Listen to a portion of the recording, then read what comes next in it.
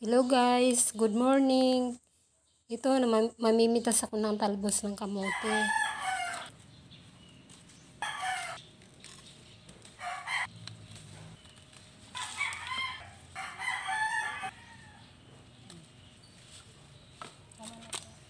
Pananghalian namin to guys.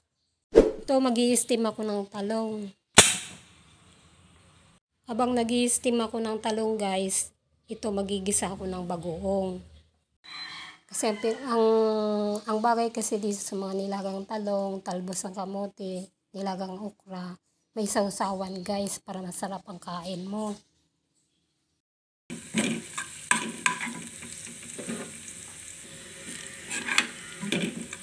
Ito guys, gigisan ako ng sibuyas, bawang.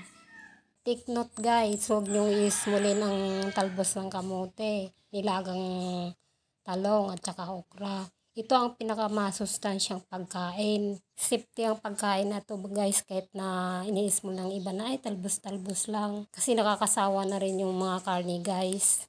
Tapos ilalagay ko na yung bagoong na isda.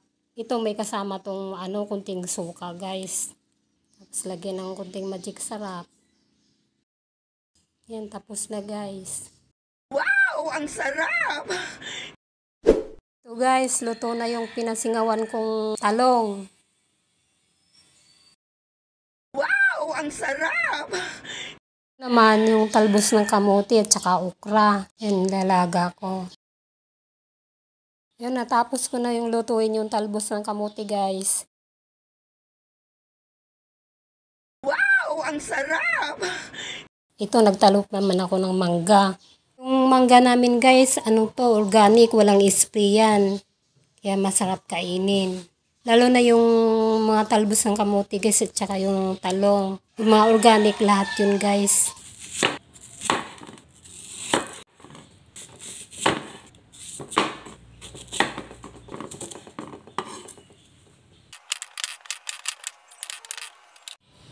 Kain na tayo guys, attack na!